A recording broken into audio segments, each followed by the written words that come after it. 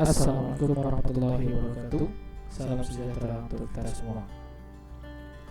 Baik, kali ini yang kita akan pelajari tentang materi teori domino dan piramida kecelakaan.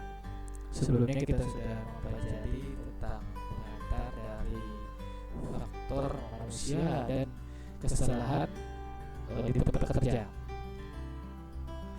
Nah, kali ini kita belajar tentang teori domino dan piramida kecelakaan.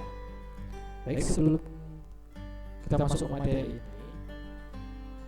kepada para mahasiswa sekalian yang memperhatikan atau menonton video ini, diharapkan mempersiapkan catatannya. Apabila nanti ada yang penting-penting silakan dicatat. Kemudian jangan lupa untuk subscribe dan like video ini sebagai dukungan kalian terhadap channel YouTube saya. Baik, kita masuk ke materi saja langsung. Nah, pertama kita akan belajar, kita akan pahami dulu tentang safe. Apa itu safe? Apa itu danger? Jadi safe itu atau aman adalah suatu kondisi sumber bahaya telah teridentifikasi dan telah dikendalikan ke tingkat yang memadai. Jadi kata safe itu berarti adalah suatu kondisi sumber bahaya telah teridentifikasi. Jadi sudah teridentifikasi, oh ini bahaya bising, oh ini ada bahaya panas, oh ini sudah ditemukan ada bahaya listrik, oh di sini ada bahaya debu. Tapi sudah dikendalikan di sini. Misalkan bisingnya sudah memenuhi atau di bawah nilai ambang batas, panasnya juga sudah memenuhi atau di bawah nilai ambang batas, jadi sudah tingkat aman, safe, ya, berarti sudah aman. Sedangkan danger ini adalah suatu kondisi yang telah teridentifikasi juga melalui pemeriksaan, identifikasi, pengujian, analisis, dan disimpulkan telah menunjukkan melampaui batas aman. Jadi sebenarnya kondisinya sudah kita sudah tahu nih tempat ini bahaya, sudah melampaui batas aman. Nah, ini danger. Danger ini lawan dari kata aman atau selamat. Jadi biasanya kan sudah dipasang tuh, ini danger, ada bahaya di sini, ada bahaya listrik itu. Jadi ya kondisi kita sudah tahu. Sudah dilakukan dari identifikasi melalui berbagai pemeriksaan, pengujian. Nah, situ kelihatan ini sudah melampaui ya ambang batas. Berarti hati-hatilah di sini, harus pakai APD kah ataupun harus bagaimana nih ya, harus aman seperti itu. Kita jaga-jaga aja juga kasih perintah terlebih dahulu. Kemudian ada kata kecelakaan terkait dengan teori domino tadi. Kecelakaan, apa itu kecelakaan? Jadi satu kejadian yang tidak dikehendaki. Ada ya orang yang mau menghendaki kecelakaan. Jadi suatu kejadian yang tidak dikehendaki atau tidak diduga atau tiba-tiba, tidak diduga, bisa terjadi, tidak diduga sebelumnya. Kalau sudah diduga sebelumnya bukan kecelakaan, tapi sabotase, ya. Yang dapat menimbulkan korban manusia atau harta benda, ya. Bisa salah satu harta bendanya saja atau korban manusia, ya. Atau terpeleset, korban manusia saja itu, ya. Harta bendanya nggak salah, atau nabrak tapi nggak melukai manusia, ya. Orangnya sehat aja, berarti harta bendanya ya rusak atau kerugian rusak, itu juga disebut kecelakaan atau dua-duanya. Nah, dalam istilah kecelakaan ada istilah insiden, ada istilah accident. Jadi apa itu insiden? Insiden adalah kejadian yang berkaitan dengan pekerjaan di mana cedera, penyakit pekerja atau kefatalatan dapat terjadi. Ingat, ada cerita di sini dapat terjadi. Jadi sama dengan tadi kondisi, sama dengan kecelakaan. ini kejadian ya berkaitan dengan pekerjaan. Nah, ya kejadian berkaitan dengan pekerjaan, sehingga di situ bisa terjadi cedera, penyakit, ya bisa saja atau kefatalan dapat terjadi, bisa terjadi, bisa tidak. Ya. Termasuklah nanti ya. Nah, ini juga accident. Nah, sama ya kejadian insiden tadi, yang menimbulkan cedera, penyakit akibat bekerja ataupun kefatalan. Jadi suatu kejadian itu jika menyebabkan penyakit maka akan atau cedera atau kefatalan maka akan disebut dengan accident. Tapi jika tidak menimbulkan cedera atau penyakit maka itu bisa dikatakan incident. Ya, ingat di sini cedera, penyakit akibat bekerja ataupun kefatalan lainnya. Jadi kalau misalkan kejadian kecelakaan terjadi yang dia menyebabkan kerugian saja, itu kerusakan material, misalnya kerusakan alat, nah itu bisa dikatakan insiden. Itu adalah insiden. Hampir celaka karena tidak ada terjadi cedera juga insiden. Ya, seperti ini. Nah, di gambar ini adalah insiden. Atau near miss sama. Tapi dia jika menimbulkan cedera, penyakit, kefatalan atau kematian itu dikatakan accident. Jadi sudah bisa kita bedakan mana insiden, mana accident.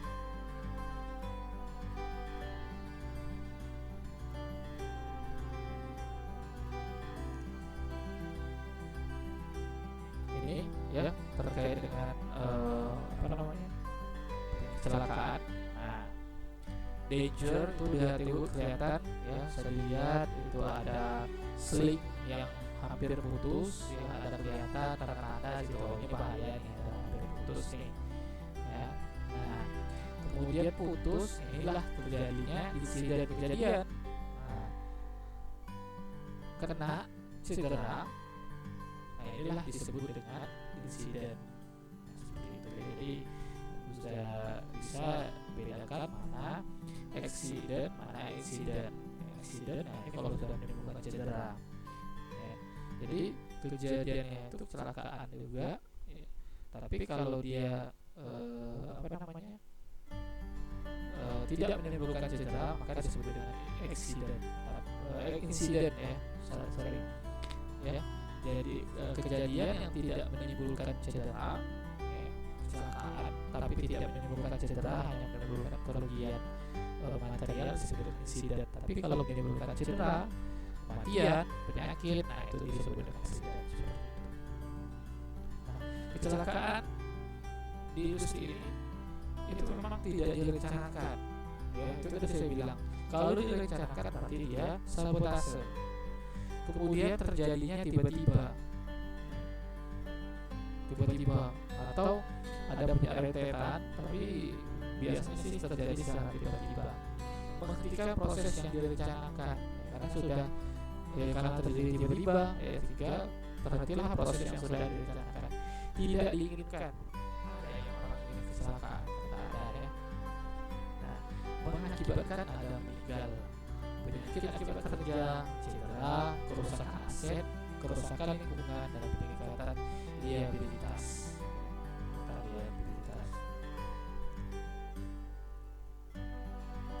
Kita masuk ke teori domino.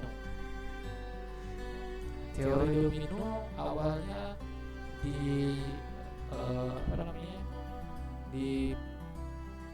diperkenalkan oleh Hendrik.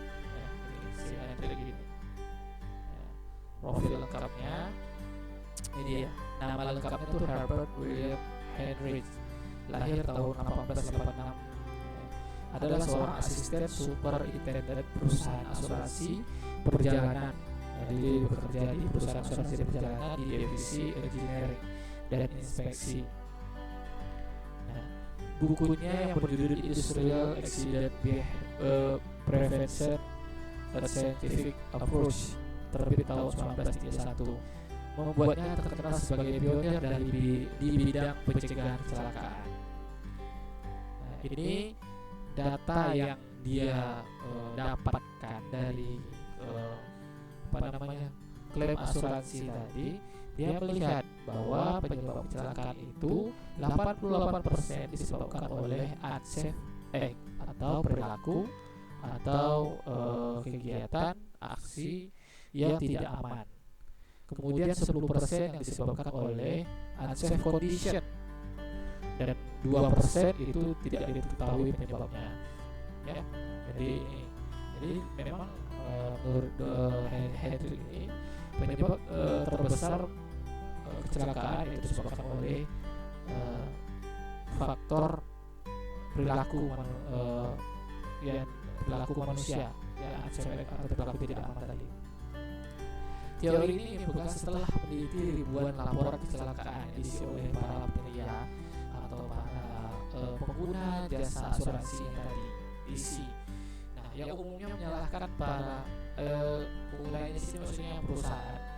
Jadi ketika terjadi kecelakaan, perusahaan tersebut sering umumnya menyalahkan para pekerjanya karena telah mengakibatkan kecelakaan tanpa melakukan investigasi secara menyeluruh guna identifikasi akar permasalahan. Jadi biasalah dulu itu ya pekerjaan itu pemilik perusahaan, ya pemilik usaha seperti itu terjadi kecelakaan, oh ini pekerjaannya yang salah, ini pekerjaannya nggak benar kerjanya sehingga terjadi kecelakaan.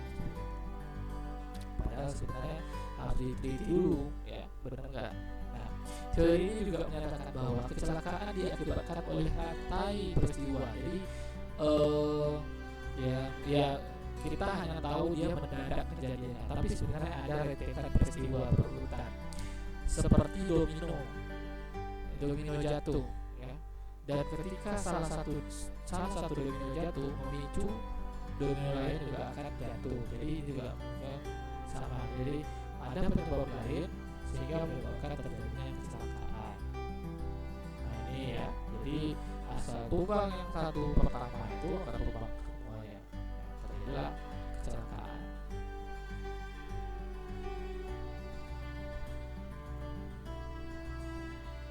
Ya. Nah ini ya, jadi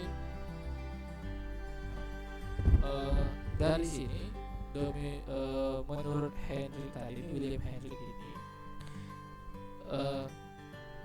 dia lebih fokuskan terhadap unsafe act dan unsafe condition. Nah, jika unsafe condition ini dikendalikan atau ditiadakan, maka tidak akan terjadi kecelakaan atau meminimalisir terjadinya kecelakaan. Nah, ini prinsipnya jika terjadi kesalahan dari social, formal, dan of human tadi diangkatlah dari unsafe act dan unsafe condition, maka tidak akan terjadi kecelakaan, ya, bisa dihindari. Ya.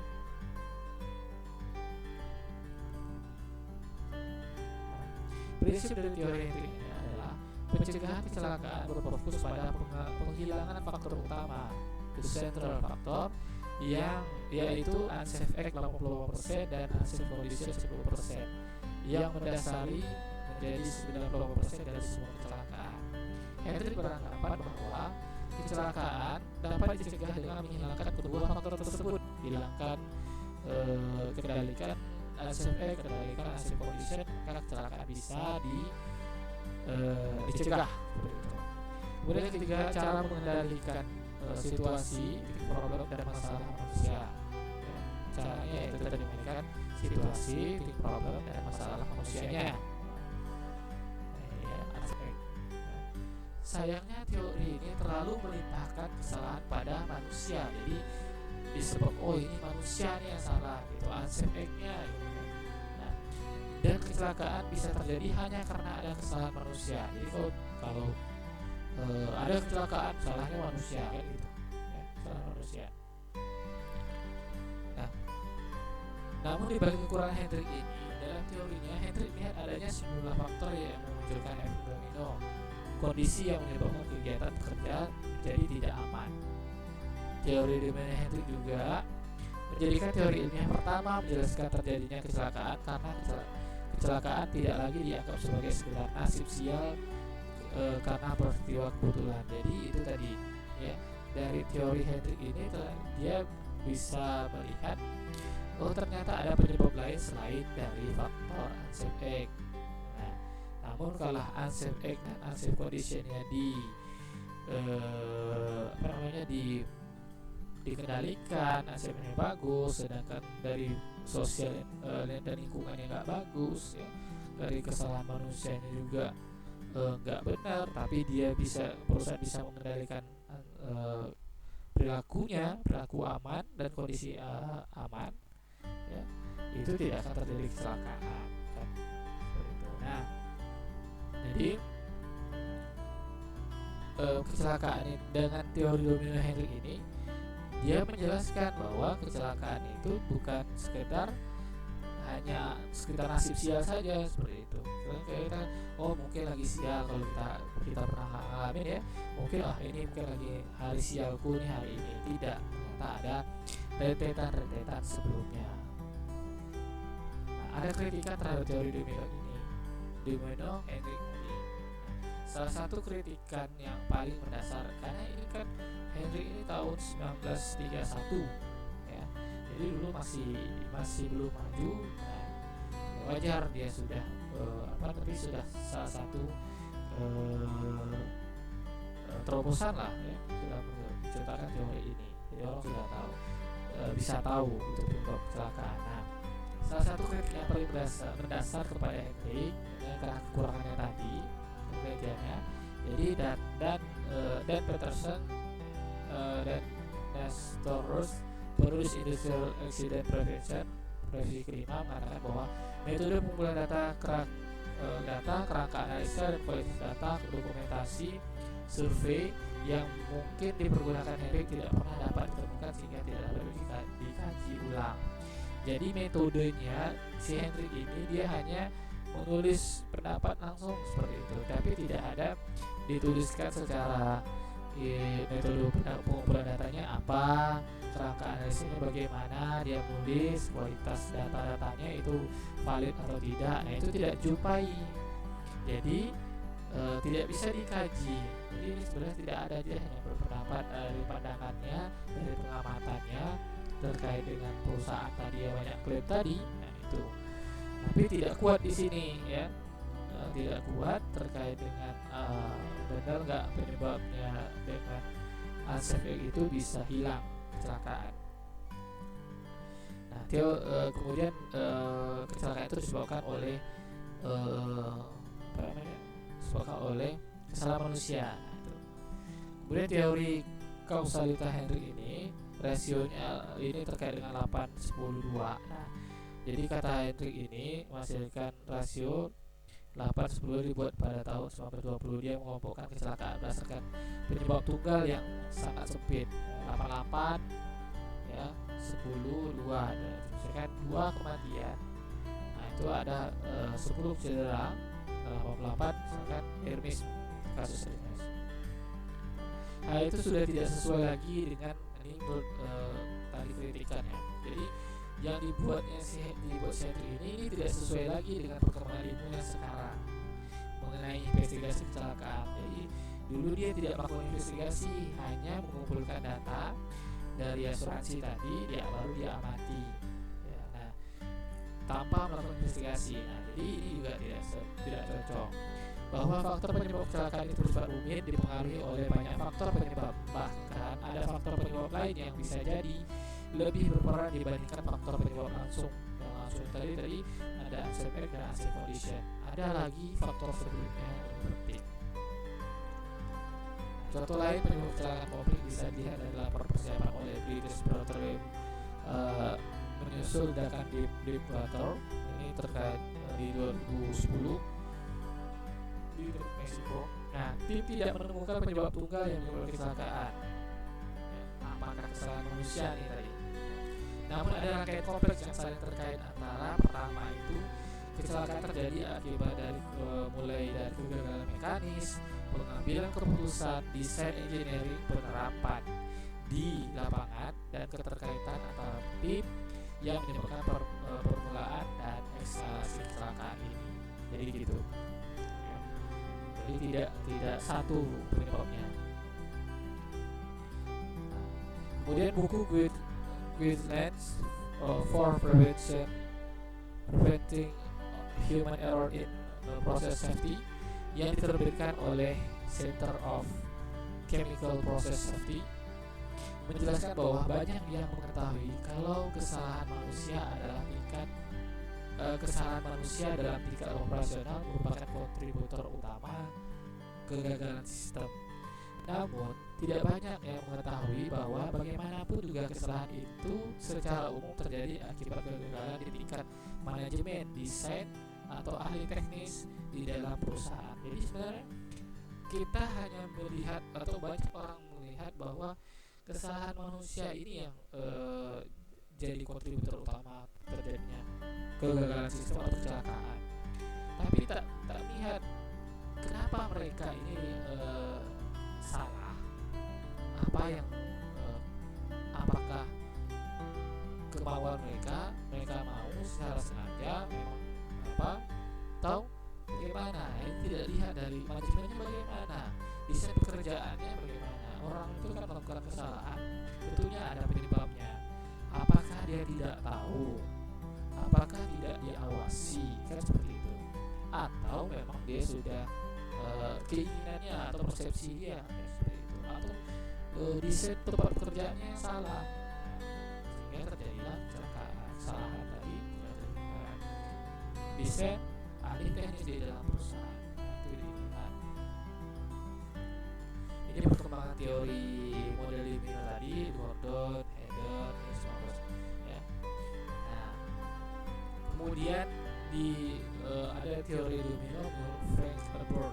Nah, teori yang dipaparkan Frank Herbert ini lahir akibat dari modifikasi teori Hendrik tadi. Dia masih pakai domino, ya. Secara umum pendekatan teori ini hampir sama dengan teori dominonya si Hendrik. Fokus utama dari teori ini dikemukakan bahwa kecelakaan terjadi karena adanya kesalahan pada manajemen sistem. Manajemen sistem berarti sistem manajemennya salah. Itu difokuskan ke situ. Nah, ini dominonya. Jadi ada lack of control, ya, kesalahan sistemnya, origin, basic cause-nya, penyebab dasar, kemudian simptom. Nah ini. Nah jadi menurut Frank Herbert ini, dia mengembangkan model tersebut sebagai berikut. Pertama, lack of control dan manajemen, yaitu kelemahan fungsi-fungsi manajemen, leadershipnya kurang. Nah ini kalau mau meneliti ini, atau pengawasannya kurang, atau standar kerjanya, standar performance dan correction errornya tidak dilakukan, lemah, ya. Lalu kemudian basic concept atau origin. Nah, yaitu pengetahuan dari pekerja tadi.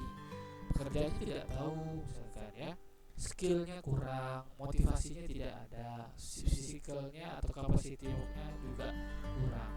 Itu dari basic. Lalu kemudian immediate cause dan symptom. Nah ini yang tadi penyebab langsungnya. Ada unsafe act dan unsafe condition. Kemudian accident atau ada kontak. Jadi sudah unsafe act, condition ini terjadi kontak, maka akan terjadilah kecelakaan. Dan domino terakhir itu injury damage. Nah, jadi terjadilah cedera atau kerugian atau kehilangan properti. Nah, teori domino Frank Herbert ini sudah lebih kompleks menjelaskan bahwa perilaku manusia ini sebagai subsistem kerja. Jadi kecelakaan terjadi karena ada sesuatu yang salah pada sistemnya, lack of controlnya, ya.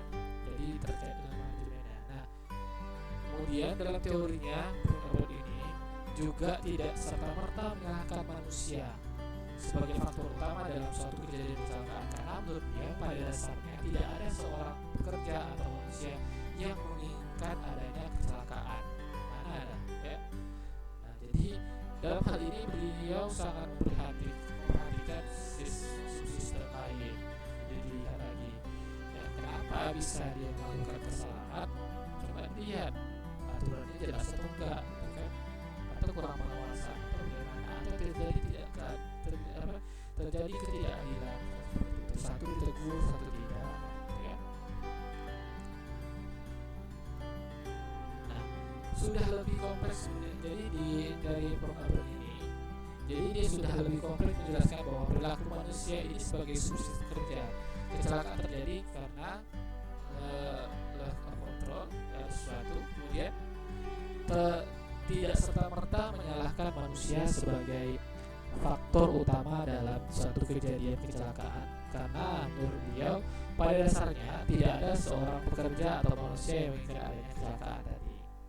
Teori ini melihat penyebab kecelakaan ini secara makro sehingga dapat membantu perusahaan untuk mengevaluasi akar masalah ini secara sistemik. Jadi dilihat dari akar masalahnya bagaimana, kemudian masih peningkatan secara berkelanjutan.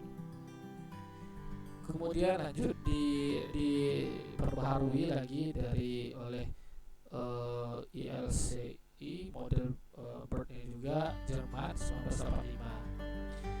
Lack of controlnya ya. Nah ini jadi sebab akibat dari kerugiannya ya. Ini bisa dilihat ada program yang tak sesuai atau standar yang tak sesuai. Nah ini ya, bisa dibaca saja. Ini yang pertama itu terjadi kerugian. Nah, bisa kerugian manusia, peralatan dan lingkungan atau materialnya juga. Lalu kemudian penyebab ada kontak. Nah, kontak ini dalam bentuk apa? Ya, kecelakaan menabrak, bentuk benda diam, bergeser, ya. Kemudian struck by, terpukul, tertabrak. Nah, ini jenis kecelakaan, ya. Nah, jenis kontaknya. Overstress, stres ya, terlalu berat, ya, terlalu cepat, terlalu tinggi, besar, equipment failure ke dalam mesin, ya, nih, ya. Lalu kemudian domino selanjutnya perbuatan. Nah ini tadi ya, unsafe act, unsafe condition, penyebab langsungnya ya.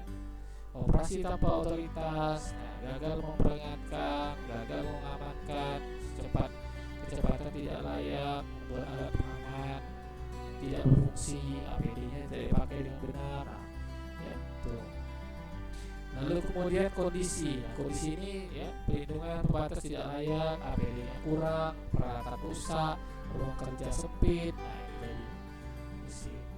Penyebab dasarnya ini ya, kemampuan faktor pribadi, ada kemampuan fisik ya, jadi dibagi dua ya, ada berdasar, ada faktor kerja dan faktor pribadi. Kemampuan mental, psikologis ya, ini pekerja, pengawasan, engineering.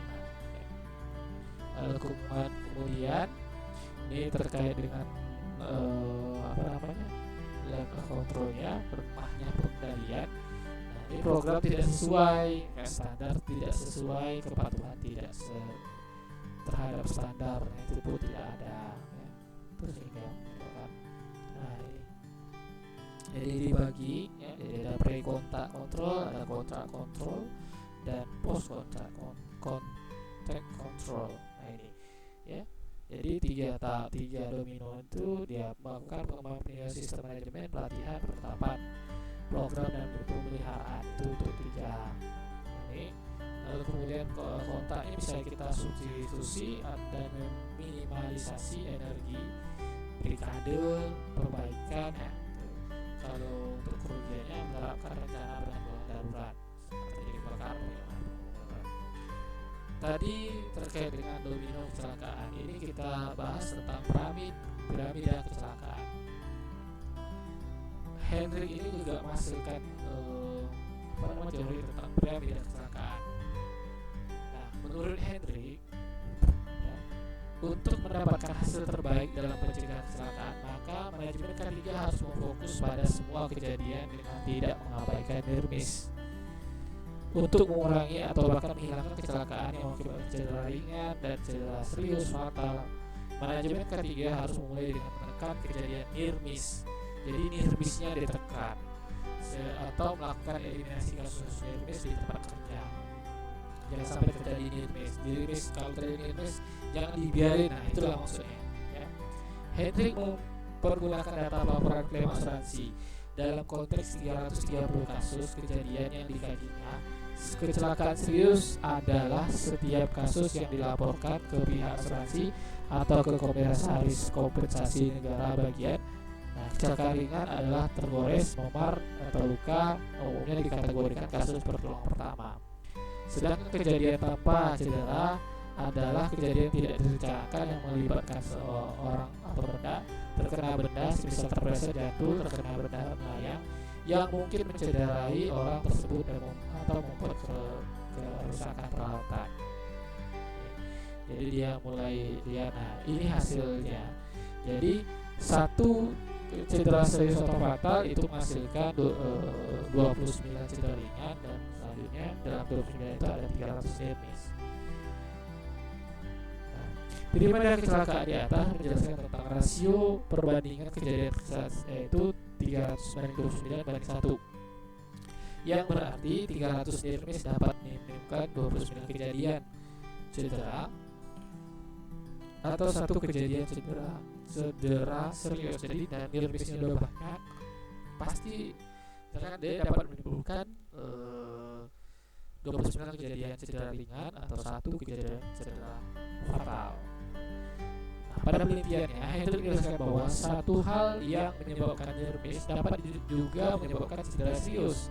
Jadi kalau near miss terjadi, kemungkinan akan bisa menyebabkan cedera serius atau fatal di waktu mendatang. Ya, kalau sudah ada near miss, ada kemungkinan nanti akan terjadi yang fatal kalau dibiarin. Jadi terjadinya near miss, kejadian dengan cedera ringan hingga kejadian dengan fatal dari penyebab yang sama. Ya. Itu biasanya terjadi seperti itu, penyebabnya sama nih gitu ya. Nah, dari riset tersebut dapat disimpulkan bahwa ada hubungan dasar antara cedera serius fatal, ringan, dan near miss. Nah, jadi ada hubungannya nih, fatal, cedera ringan, dan near miss. Jadi bila angka kejadian near miss rendah, maka kemungkinan angka yang mengakibatkan cedera ringan dan cedera fatal kematian juga rendah, bahkan bisa hilang kalau near missnya sudah dihilangin ya, kecuali ada bencana ya. Nah, itu beda lagi ceritanya. Ini kritikan dari piramida kecelakaan Hendrik. Nah, jadi jika kita menerapkan teori ini, maka akan terjadi ketidakefektifan dan kesalahan fokus penanganan, terutama yang menyangkut pencegahan kecelakaan serius. Banyak kecelakaan serius merupakan kejadian luar biasa yang unik dan dengan faktor penyebab yang beragam dan kompleks. Kesamaan kejadian serius yang serupa merupakan hal yang jarang terjadi dalam catatan sejarah. Jadi sebenarnya kejadian serius ini juga kejadian luar biasa, unik, dan faktor penyebabnya beragam gitu ya. Tidak karena adanya near miss. Lebih lanjut lagi, semua bahaya tidak memiliki potensi risiko yang sama. Jadi beberapa potensi bahaya lebih signifikan dibandingkan yang lain. Hal ini merupakan penetapan prioritas penanganan. Ini piramida menurut kecelakaan Frank Eber. Pada tahun 1969, si direktur sebuah perusahaan asuransi yang bernama Frank Eber ini tertarik terhadap piramidanya si Hendrik dan melakukan studi lebih lanjut untuk melihat hubungan sebenarnya antara kecederaan dengan pelaporannya. Ya. Nah, pada tahun 1999, Frankfurt mengadakan riset dengan menganalisis 1.753.498 laporan kecelakaan dari 297 perusahaan yang mencakup 21 area industri yang berada dengan pekerja mencapai 1,75 juta pekerja yang mencakup 3 miliar lebih jam kerja. Hasil pada setiap satu kecelakaan berat atau minor injury terdapat 9,8 kecelakaan ringan atau minor injury, dan lalu terdapat 30,2% kerusakan properti dan 600 insiden. Piramida Bird ini menunjukkan angka rasio 1 banding 10 banding 30 banding 600. Nah ini, jadi jika terdapat satu kecelakaan fatal, maka dimana untuk setiap kecelakaan fatal itu ada 10 kecelakaan ringan. Untuk setiap kecelakaan fatal terdapat juga 30 kecelakaan yang menyebabkan kerusakan aset, dan untuk setiap kecelakaan fatal ada 600 insiden. Ya. Ini juga ya, sama. Nah, jadi setiap satu ini tadi sudah saya jelaskan. Nah, piramida kecelakaan tersebut menggambarkan bahwa untuk guna mencegah kecelakaan fatal di tempat kerja, maka harus terdapat upaya untuk menghilangkan atau mengurangi kejadian near-miss di tempat kerja, sehingga probabilitas menuju kejadian kecelakaan fatal dan kejadian lain sebelum menuju ke adanya satu kejadian fatal dapat dikurangi atau menjadi tidak ada. Ini piramida kecelakaan. Nah ya, ini ada ada 10 juta itu perbuatan kondisi tidak aman dan bahaya. Pada tahun 2003, nah ini diperbaharui lagi, ConocoPhillips Marine mengadakan studi serupa dengan varian lebih luas. Rasio yang dihasilkan adalah pada setiap satu kecelakaan fatal akan terdapat 300.000. Ini diperkirakan penelitiannya. Nah, jadi menurut si Phillips ini satu kecelakaan fatal dan akan terdapat 300 kebiasaan yang berisiko, yaitu aktivitas yang tidak sejalan dengan program keselamatan. Jadi sebenarnya kecelakaan fatal itu terjadi akibat adanya 300.000 kebiasaan yang berisiko. Nah, berarti ada pembiaran gitu ya. Nah ini hal ini dapat dijelaskan bahwa setiap 30.000 bahaya terkait unsafe accident condition, maka akan menyebabkan 3.000 near-miss, first aid case, dan seterusnya. Sehingga dalam kata lain bahwa hazard terkait unsafe accident condition, maka 10%-nya akan terjadi near-miss. 10%-nya akan terjadi near-miss. Nah, apabila near-miss atau first-nya 10%-nya akan menyebabkan recordable injury, dan 10% recordable injury akan menyebabkan kecelakaan mayor, dan kecelakaan mayor akan memicu terjadinya fatality. Nah, seperti ini ya. Jadi ada unsafe condition, ada terjadi miss, minor injury, severe injury, dan fatality. Oke, itu tadi materi yang sudah saya paparkan. Semoga bermanfaat dan Anda semua paham dan mengerti. Sekali lagi saya ingatkan, jangan lupa untuk subscribe video YouTube saya ini dan like-nya, karena subscribe gratis, dan dari dukungan subscribe ini jadi dukungan untuk channel YouTube saya menjadi lebih berkembang lagi. Terima kasih atas perhatiannya. Assalamualaikum warahmatullahi wabarakatuh. Salam sejahtera untuk kita semua.